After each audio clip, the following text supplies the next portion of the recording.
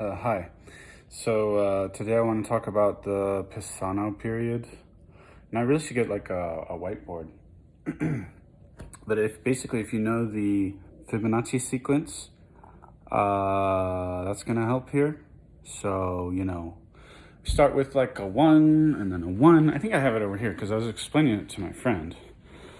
It starts with one and then you have another one. Yeah, here we go.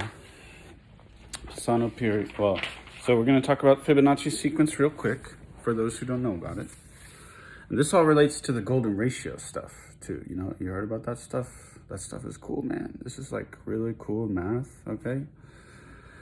Yeah. And so, let's see if I can get this in here. So the zero, starting with zero there, optional. So the first two numbers are given, okay? So 1 and 1, those are the first two numbers. Then you just add them together, okay? And so you get 2. And then you add the previous two terms. So 2 plus 1, and you get 3. Then you add previous two terms, 3 and 2, and you get 5. And you do it again, you get 8, and so on.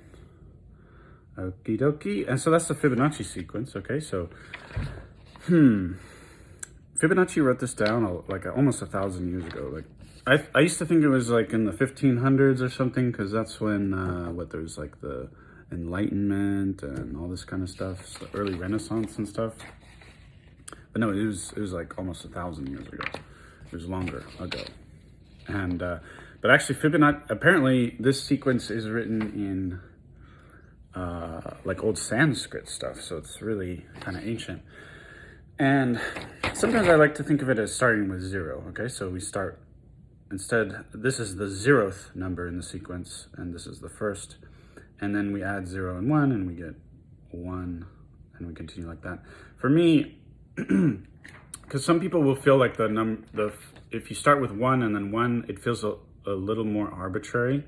But I think starting with 0 and 1 sort of reveals that this is like really, canonical, and it's like this God-given sequence. It's special, okay?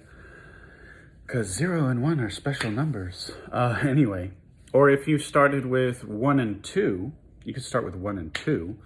And those seem like, obvious numbers to choose because that's like counting.